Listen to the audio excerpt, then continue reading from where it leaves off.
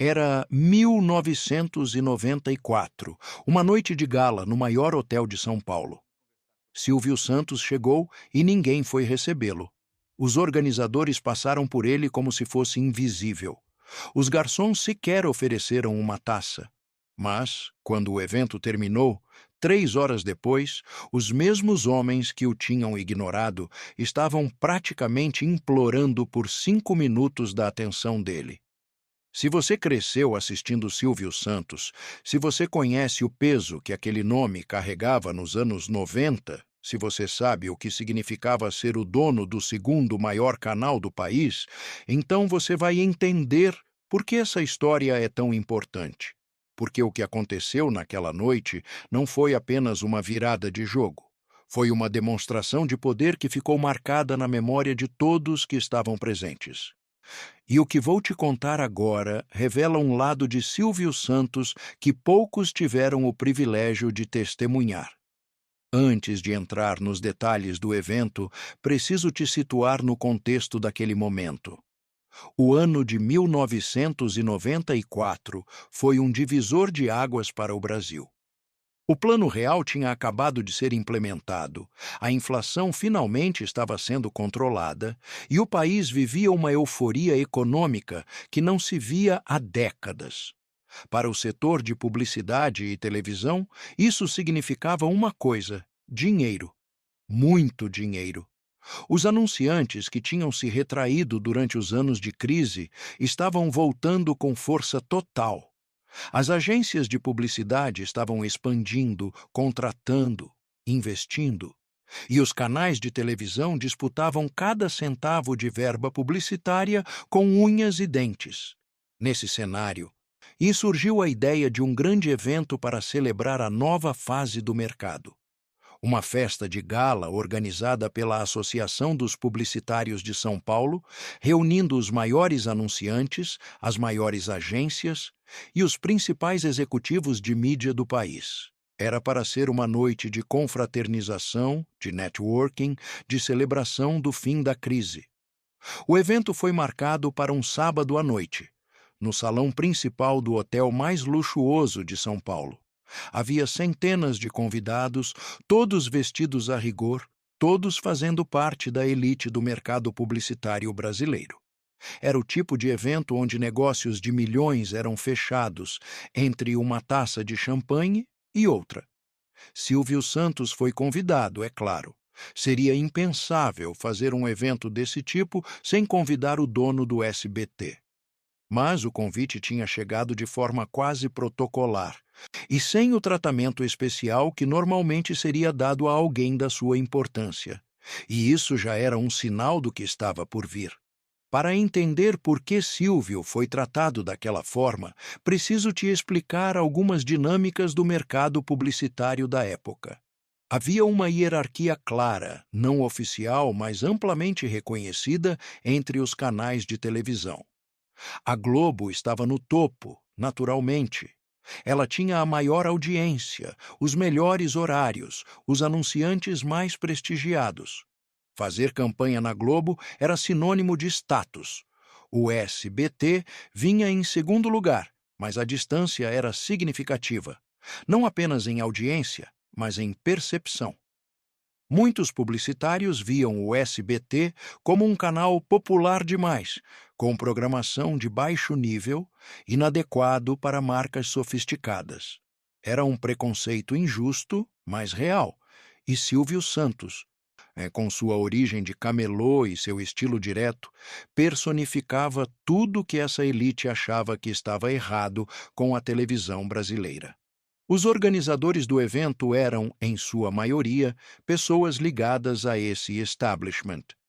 Gente que frequentava os mesmos clubes, que mandava os filhos para as mesmas escolas, que compartilhava uma visão de mundo muito diferente da de Silvio Santos. Para eles, convidar Silvio era uma obrigação protocolar. Tratá-lo como igual seria demais.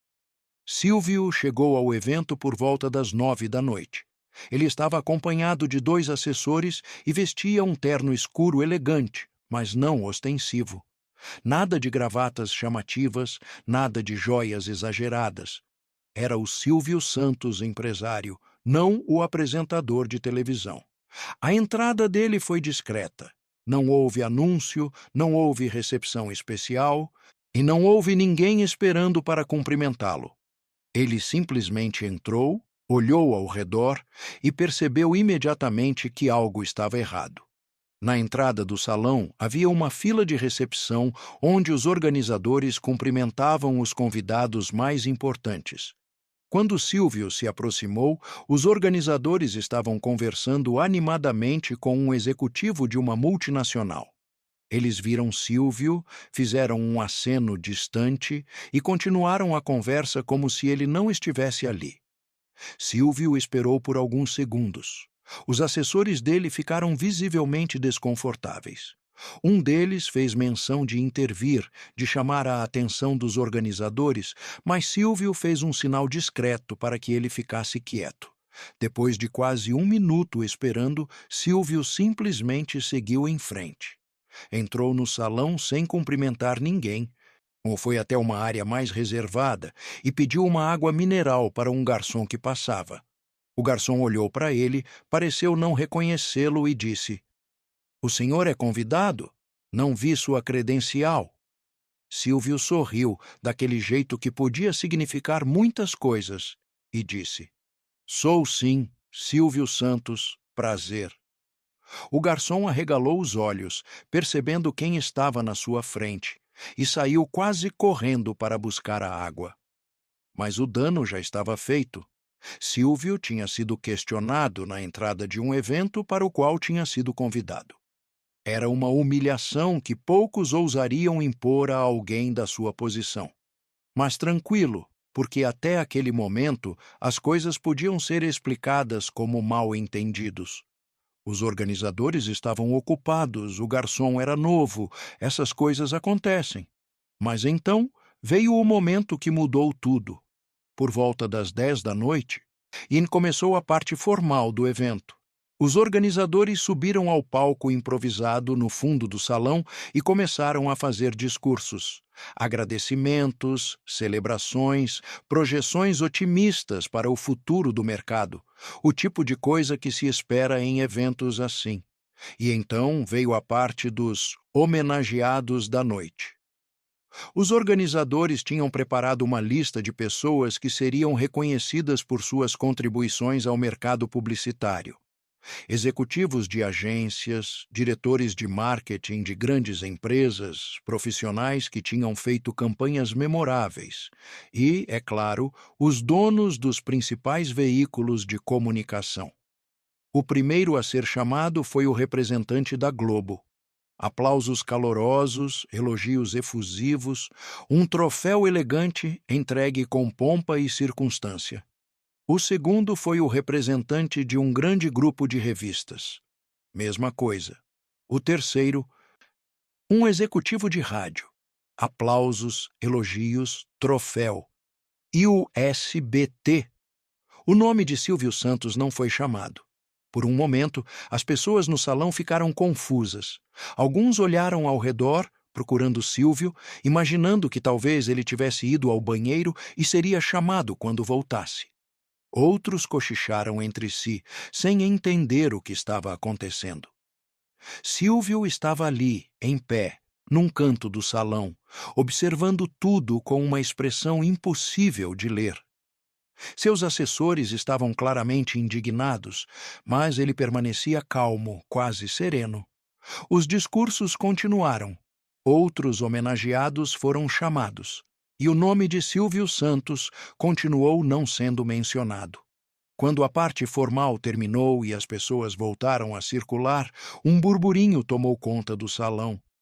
Todo mundo tinha percebido a ausência. Todo mundo estava comentando. Era um escândalo em câmera lenta, uma humilhação pública que ninguém esperava testemunhar. Alguns poucos foram até Silvio para cumprimentá-lo, constrangidos pela situação. Silvio os recebia com educação, conversava brevemente, não demonstrava raiva ou ressentimento, mas também não demonstrava que ia deixar aquilo passar.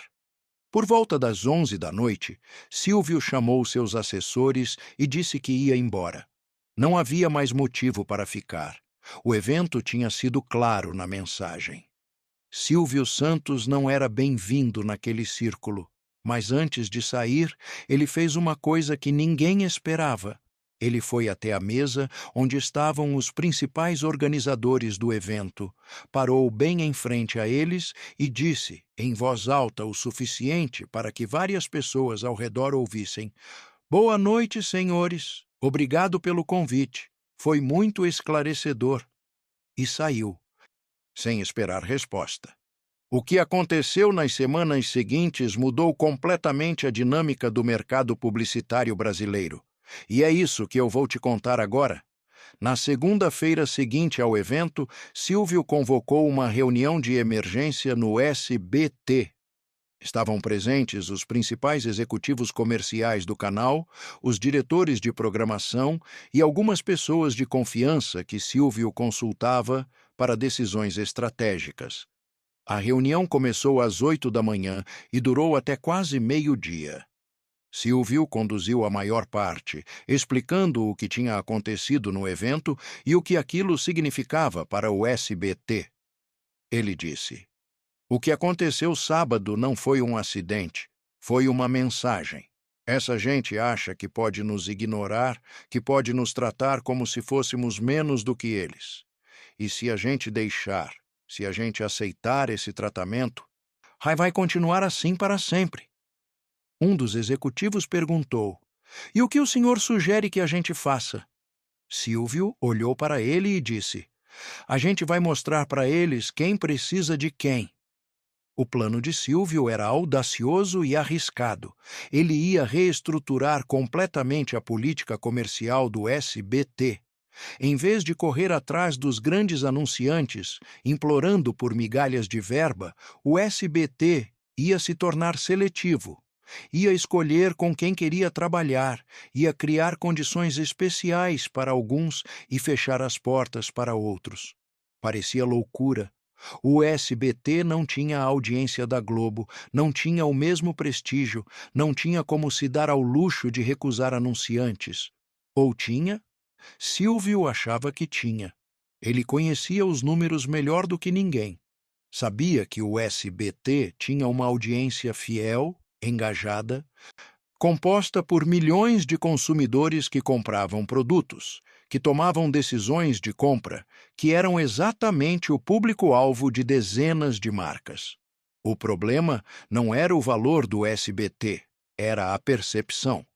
E Silvio ia mudar essa percepção. A primeira medida foi criar o que ficou conhecido internamente como Lista Vermelha. Era uma lista de anunciantes e agências que teriam tratamento especial no SBT. Mas o especial aqui não significava desconto ou facilidades. Significava acesso exclusivo, prioridade na programação, parceria real em vez de simples compra de espaço. Para entrar na lista vermelha, os anunciantes precisavam cumprir certas condições. Precisavam fechar contratos de longo prazo, precisavam investir valores mínimos, precisavam tratar o SBT como parceiro estratégico, não como segunda opção. Em troca, eles teriam acesso a oportunidades que a concorrência não tinha. Merchandising nos programas de Silvio, participação em quadros especiais, visibilidade que não podia ser comprada em lugar nenhum. A segunda medida foi criar a lista preta. Essa era mais delicada. Eram anunciantes e agências que o SBT simplesmente não trabalharia mais. Não importava quanto dinheiro oferecessem, não importava quais condições propusessem. Se estavam na lista preta, estavam fora. E quem estava na lista preta?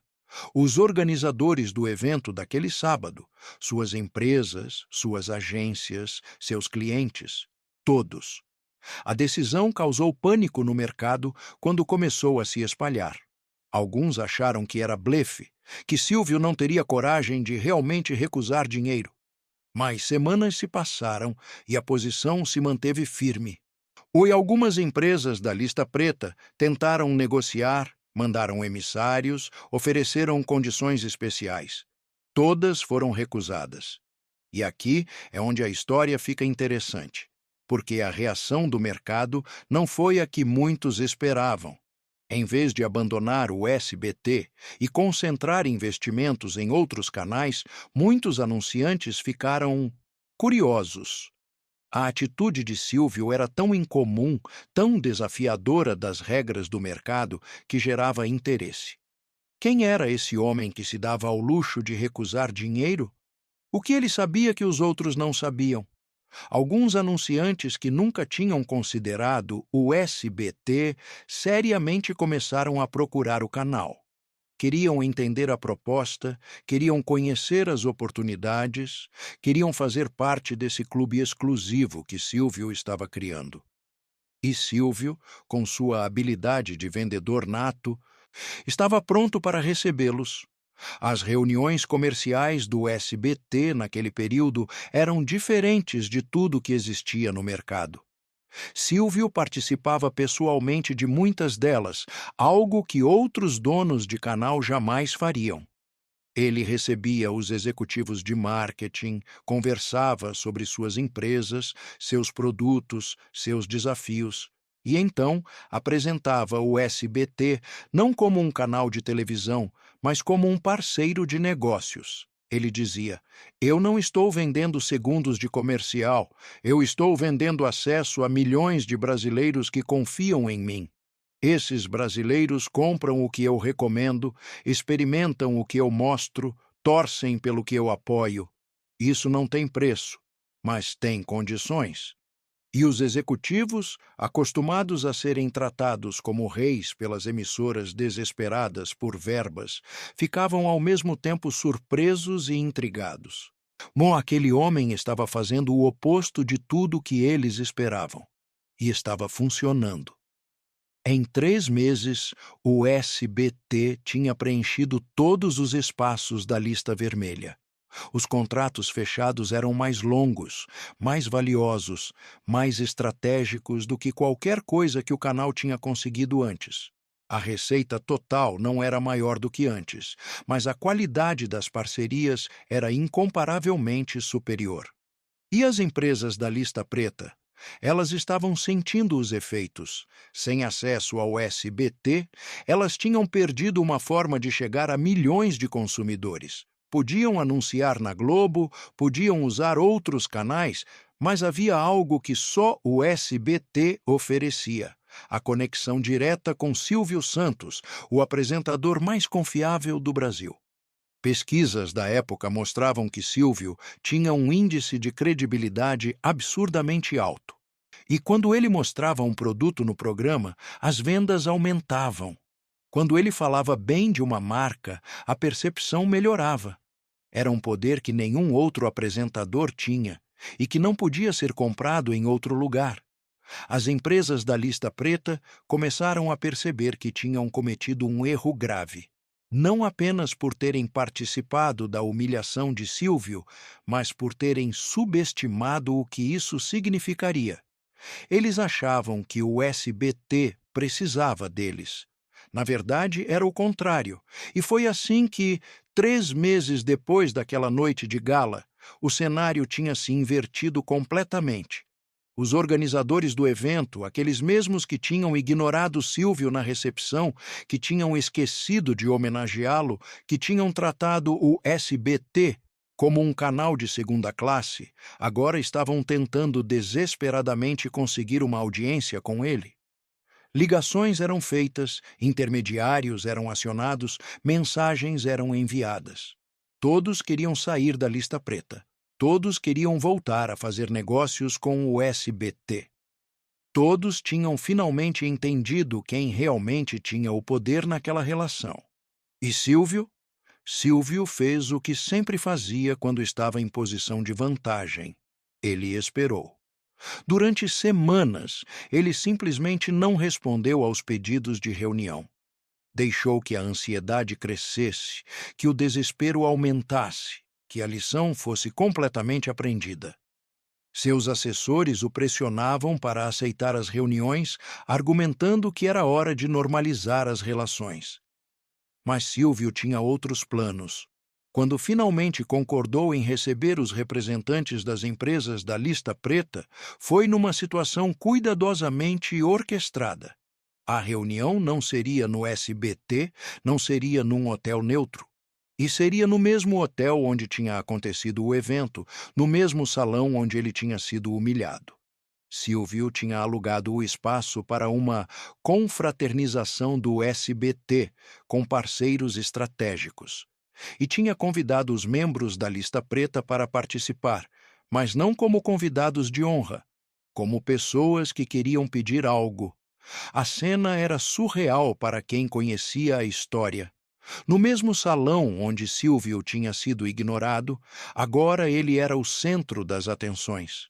No mesmo lugar onde ninguém tinha ido recebê-lo, agora havia uma fila de executivos esperando para falar com ele. E Silvio conduziu tudo com uma elegância que impressionou a todos. Não humilhou ninguém, não jogou na cara o que tinha acontecido, não fez discursos sobre vingança ou justiça. Ele simplesmente conversou com cada um, ouviu os pedidos, avaliou as propostas. E no final da noite, algumas empresas tinham sido retiradas da lista preta. Outras permaneceram. E todas tinham aprendido uma lição que não esqueceriam. A história do evento de 1994 se tornou lendária no mercado publicitário brasileiro. Era contada nas agências, nas empresas, nos cursos de marketing, não como uma história de vingança, mas como uma história de estratégia.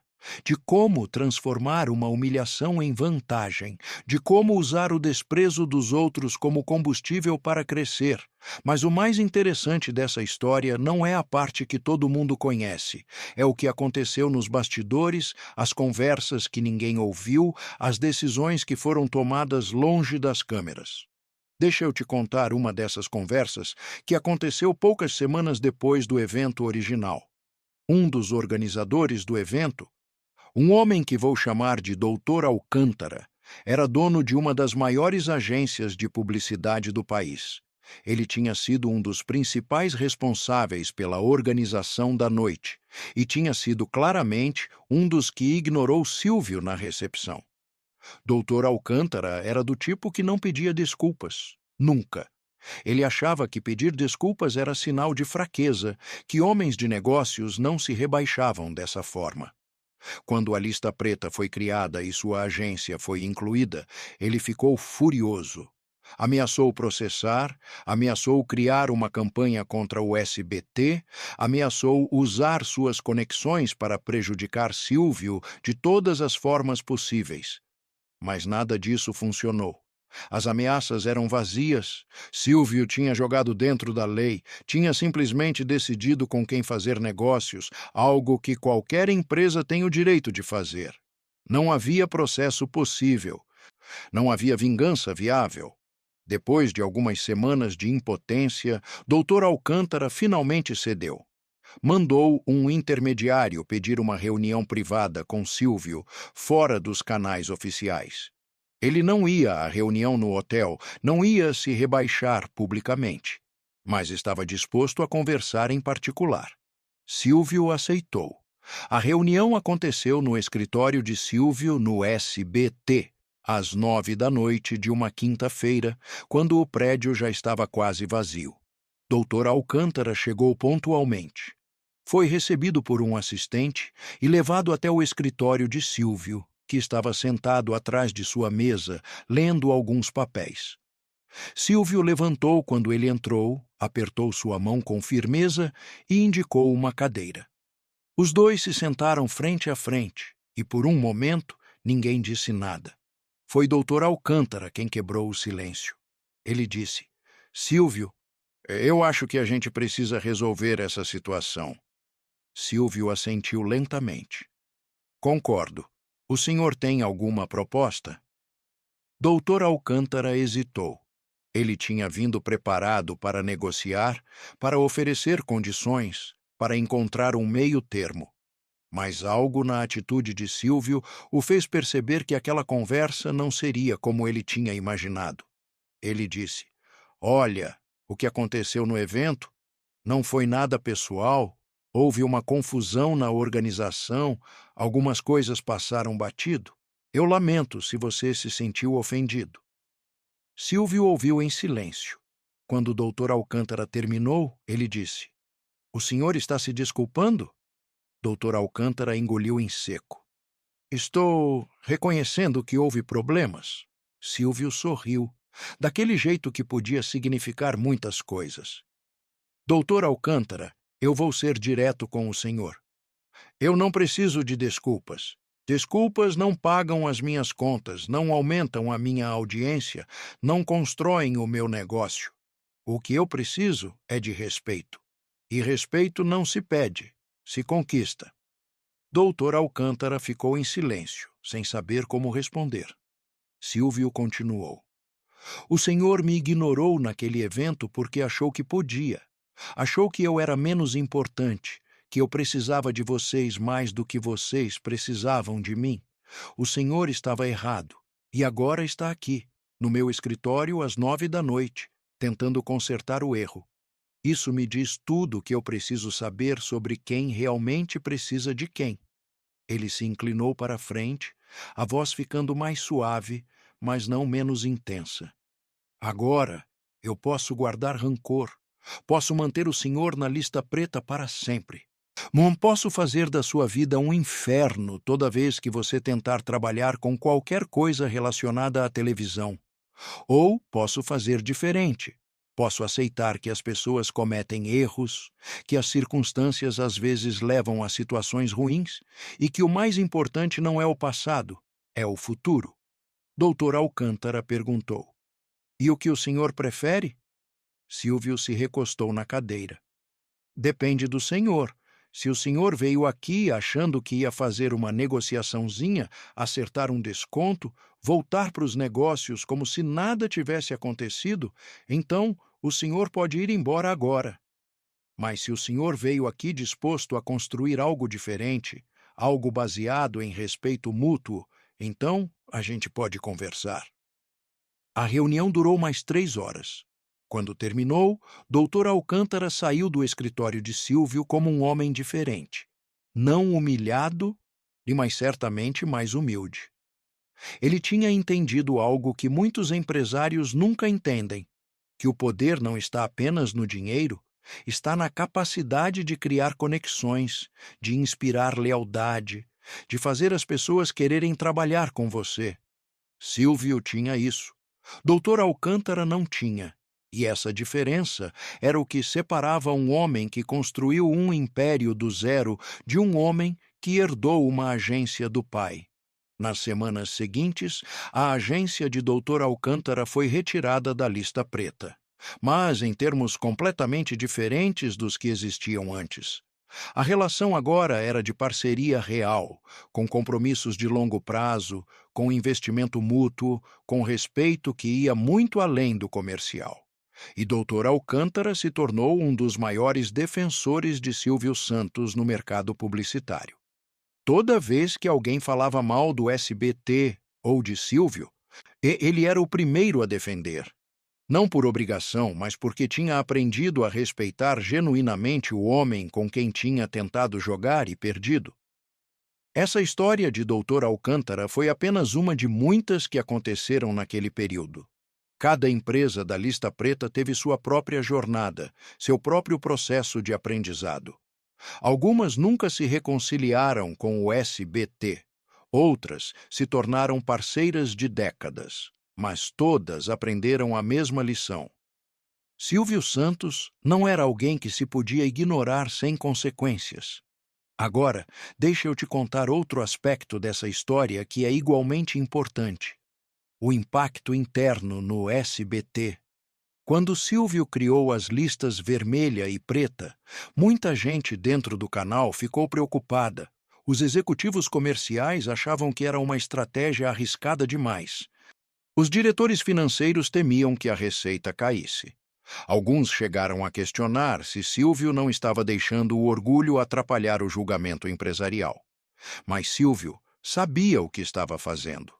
Ele entendia que a maior parte do valor do SBT não estava nos equipamentos, nos estúdios, na programação.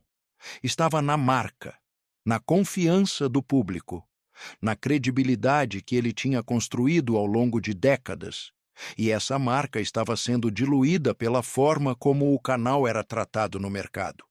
Cada vez que um anunciante tratava o SBT como segunda opção, cada vez que uma agência negociava descontos agressivos como se estivesse fazendo um favor, cada vez que a mídia descrevia o canal como popular demais, a marca perdia valor. Silvio decidiu que era hora de mudar isso. Não com propaganda, não com relações públicas, mas com ações. Se ele se comportasse como se o SBT fosse valioso, as pessoas começariam a acreditar que era valioso. Se ele recusasse negócios ruins, as pessoas concluiriam que havia negócios bons disponíveis para quem merecia. Era uma aposta na psicologia humana e funcionou perfeitamente.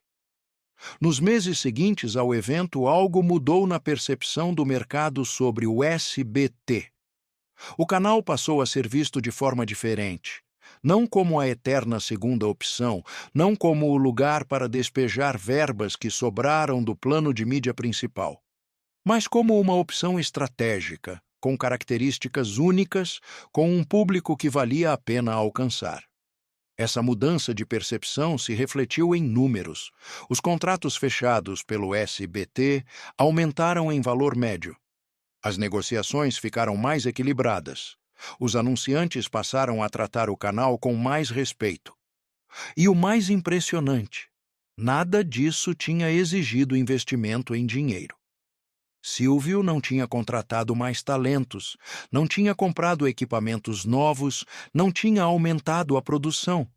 Ele simplesmente tinha mudado a forma como o SBT se apresentava ao mercado. E o mercado tinha respondido. Essa habilidade de transformar percepções era uma das maiores armas de Silvio Santos. Ele entendia que, em negócios, a realidade é importante, mas a percepção é crucial. Você pode ter o melhor produto do mundo, mas se as pessoas não perceberem isso, não adianta nada. E você pode ter um produto mediano, mas se conseguir criar a percepção certa, pode cobrar preços premium. Silvio aplicava isso em tudo o que fazia. Na forma como apresentava seus programas, na forma como negociava contratos, na forma como lidava com crises. Ele estava sempre consciente da imagem que estava criando, da história que estava contando, da percepção que estava construindo. E o episódio do evento de 1994 foi uma demonstração magistral dessa habilidade. Silvio transformou uma humilhação em oportunidade, uma derrota em vitória, um momento de fraqueza em demonstração de força. E fez isso não com sorte, mas com estratégia. Mas vamos falar sobre outro aspecto dessa história que é menos óbvio, mas igualmente importante: o papel da paciência. Quando Silvio foi ignorado no evento, ele poderia ter reagido imediatamente. Poderia ter feito um escândalo, confrontado os organizadores, saído batendo portas. Muita gente teria feito isso, e seria compreensível. Mas Silvio não fez. Ele esperou, observou, calculou, e só agiu quando tinha certeza de qual seria a melhor resposta. Essa capacidade de controlar impulsos, de não reagir no calor do momento, era uma das características mais marcantes de Silvio Santos. Ele sabia que decisões tomadas com raiva raramente são boas decisões. Sabia que a paciência é uma arma poderosa, capaz de transformar situações que parecem desesperadoras. No caso do evento, a paciência permitiu que Silvio planejasse uma resposta muito mais eficaz do que qualquer reação imediata teria sido. Se ele tivesse confrontado os organizadores na hora, teria dado a eles a chance de se desculparem, de minimizarem, de transformarem a situação em mal-entendido. Mas, ao esperar, ao deixar a humilhação assentar, ao construir uma resposta estratégica, ele garantiu que a lição seria aprendida de verdade. Essa mesma paciência aparecia em outras situações ao longo da carreira de Silvio. Nas negociações, ele nunca tinha pressa. Deixava os outros falarem, oferecia contrapropostas, recuava quando necessário, avançava quando podia. Era um mestre em usar o tempo a seu favor. Nas crises, igualmente. Quando algo dava errado, Silvio não entrava em pânico. Avaliava a situação, considerava as opções, tomava decisões ponderadas. Enquanto outros empresários corriam para apagar incêndios, Silvio frequentemente esperava para ver se o fogo se apagava sozinho. E nos relacionamentos, a paciência de Silvio era lendária. Ele mantinha contato com pessoas por décadas, cultivando conexões que não tinham utilidade imediata, mas que eventualmente se provavam valiosas. Era um investidor em relacionamentos, e o retorno desses investimentos vinha em momentos inesperados. Mas voltemos à história do evento, porque há mais detalhes que precisam ser contados. Uma das consequências menos conhecidas do episódio foi a mudança na forma como Silvio participava de eventos sociais. Antes de 1994, ele era razoavelmente acessível. Ia a festas, comparecia a premiações, participava do circuito social do mercado de mídia. Depois do evento, isso mudou. Silvio se tornou muito mais seletivo sobre onde aparecia. Não por arrogância, mas por estratégia. Ele entendeu que sua presença era um ativo, algo que tinha valor, algo que não deveria ser distribuído indiscriminadamente. Quando Silvio aparecia num evento depois de 1994, era porque tinha uma razão específica para estar ali. E os organizadores sabiam que tinham conseguido algo especial, algo que poucos conseguiam. Essa escassez calculada aumentava ainda mais o valor de Silvio. Em vez de ser mais um empresário no circuito de eventos, ele se tornou uma figura quase mítica, alguém cuja presença transformava qualquer ocasião em algo especial. É interessante notar como essa estratégia era diferente da que outros empresários usavam. A maioria tentava aparecer em todos os lugares, ser visto o máximo possível, criar a impressão de onipresença. Silvio fez o oposto. Ele se tornou raro, e por ser raro, se tornou mais valioso. Essa lição vale para qualquer pessoa em posição de liderança. Sua presença tem valor. Seu tempo tem valor. Sua atenção tem valor. Se você distribui essas coisas livremente, elas perdem valor. Mas se você é seletivo, se você escolhe cuidadosamente onde investe sua presença, ela se torna um prêmio que outros disputam. Mas vamos falar sobre outra história relacionada, que aconteceu alguns anos depois e que mostra como as consequências do evento de 1994 continuaram reverberando. Era 1997. O SBT estava em plena expansão, os programas estavam bombando, a audiência estava crescendo. E um dos organizadores daquele evento fatídico de 1994 precisava de ajuda. O nome dele era Fernando, e ele era sócio de uma das empresas que tinha sido colocada na lista preta.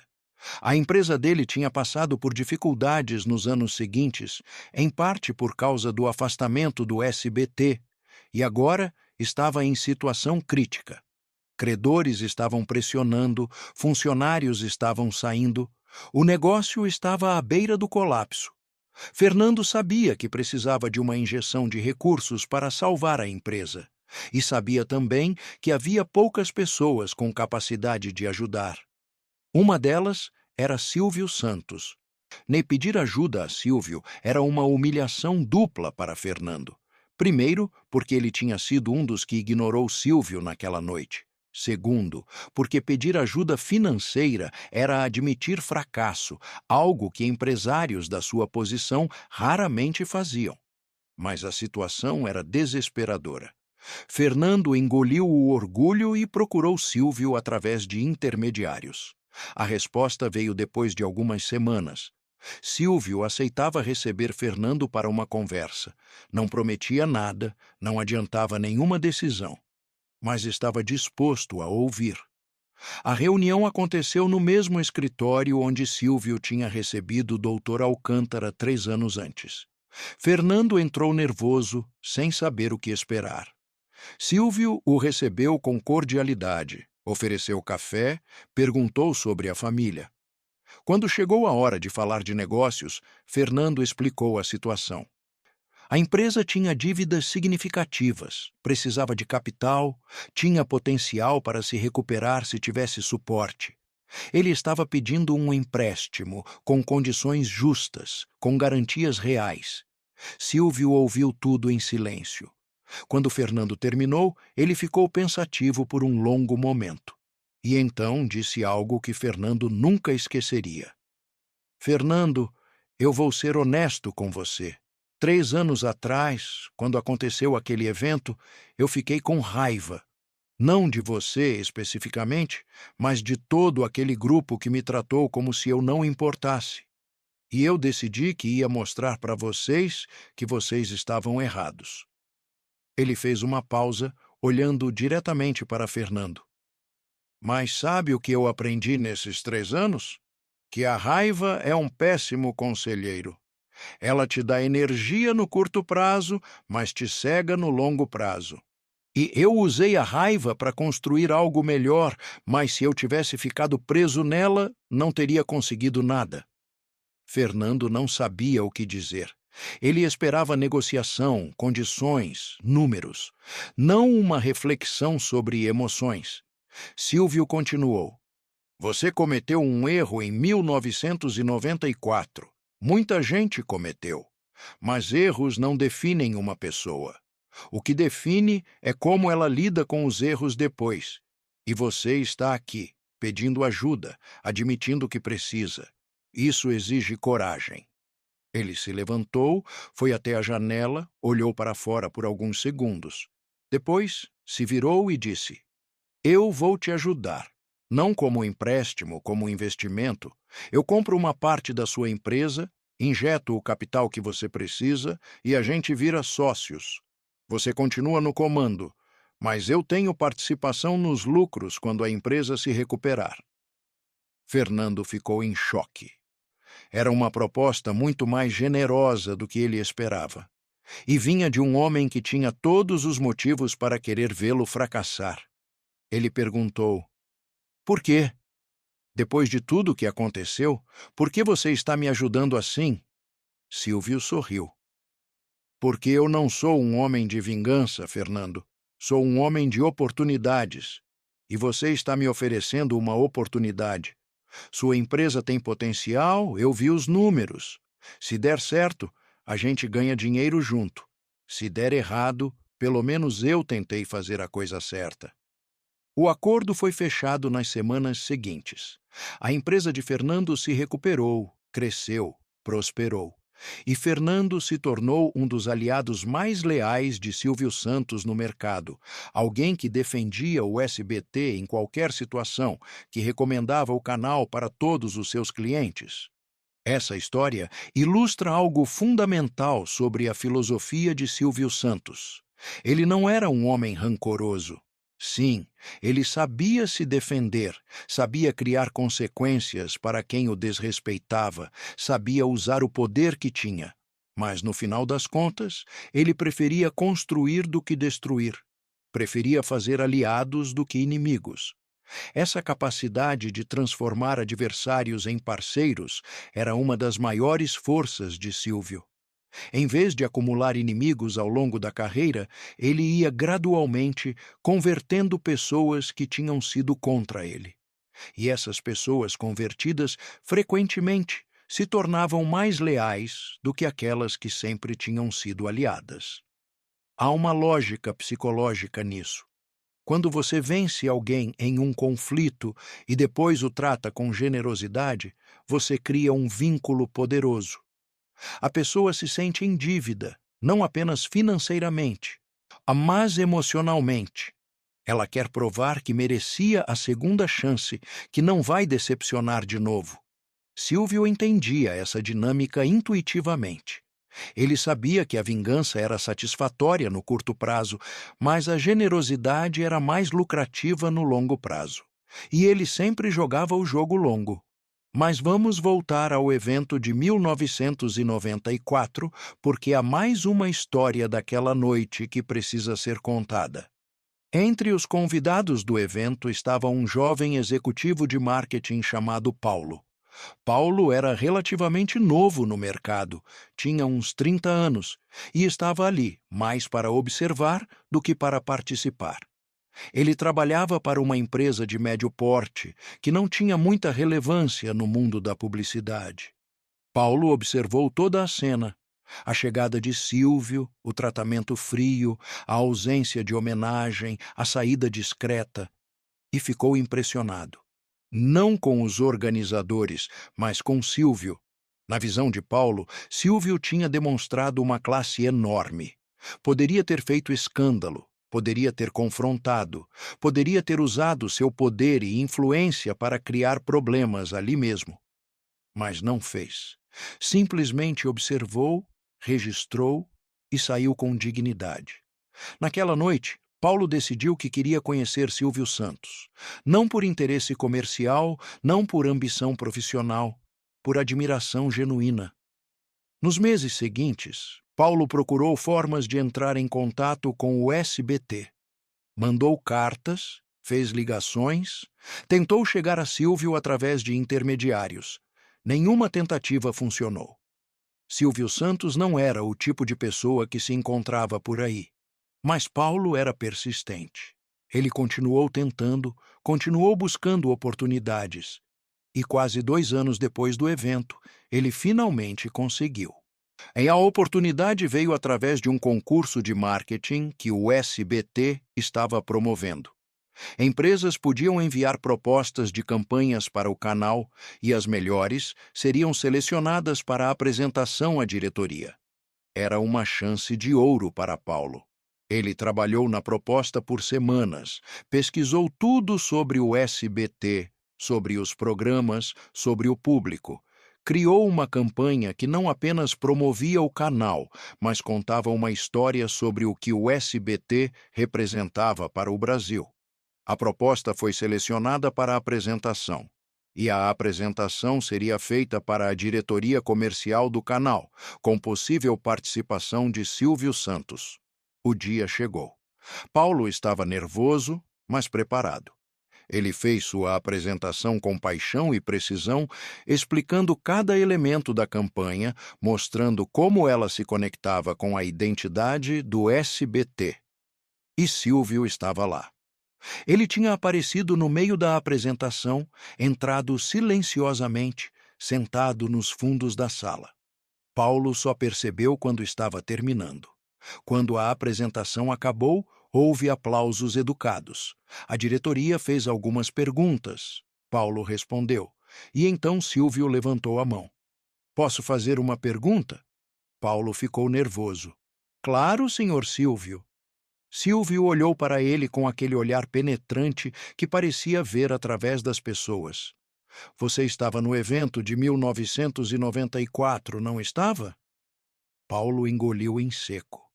Ele não esperava que Silvio se lembrasse, que tivesse notado ele no meio de centenas de pessoas. Estava sim, senhor. Silvio assentiu. Eu lembro de você.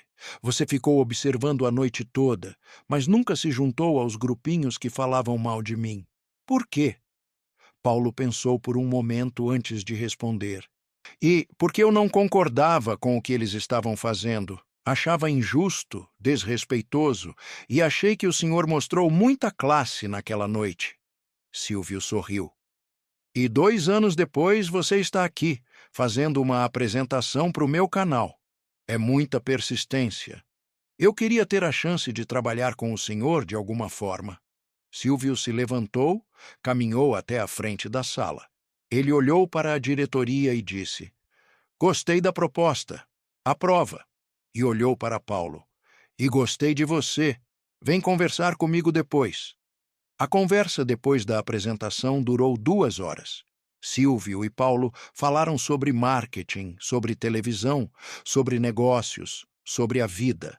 E no final, Silvio fez uma oferta. Ele queria que Paulo viesse trabalhar no SBT, não na empresa dele, mas no canal, como diretor de uma nova área de marketing estratégico.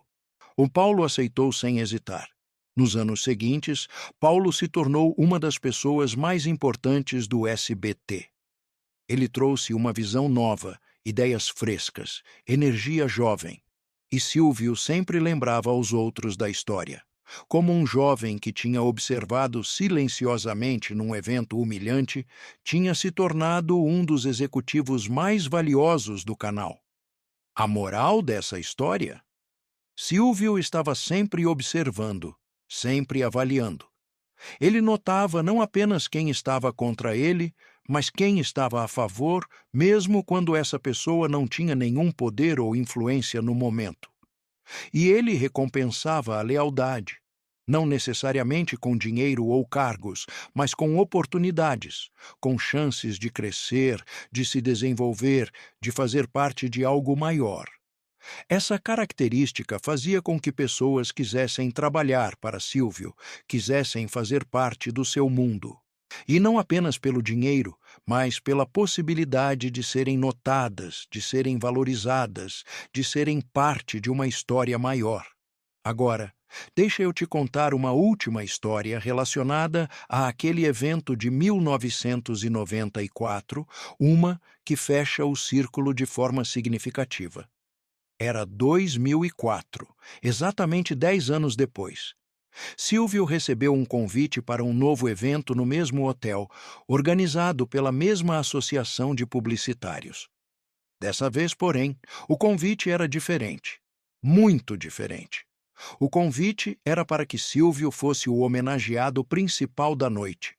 O evento era dedicado a celebrar a trajetória dele, suas contribuições para a televisão e a publicidade brasileira, seu legado como empresário e comunicador. Silvio leu o convite e ficou em silêncio por um longo momento. 10 anos.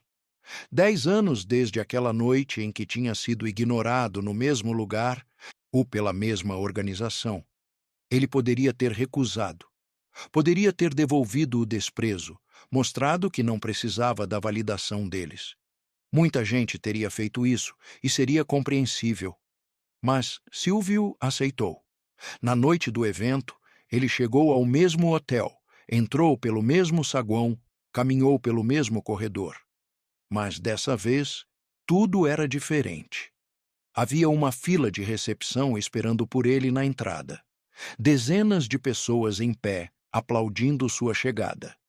Os mesmos organizadores que tinham ignorado ele 10 anos antes agora faziam reverências, cumprimentavam com efusão, tratavam ele como a realeza que ele era. Silvio caminhou pelo salão recebendo cumprimentos de todos os lados. Pessoas que ele não conhecia vinham apertar sua mão, tirar fotos, dizer que eram fãs desde sempre. Era uma demonstração de reconhecimento que teria sido impossível imaginar 10 anos antes. Quando chegou a hora dos discursos, o presidente da associação subiu ao palco e fez uma introdução longa, elogiando Silvio, listando suas conquistas, destacando sua importância para o mercado. E então convidou Silvio a receber o troféu e fazer um discurso. Silvio subiu ao palco sob uma ovação de pé.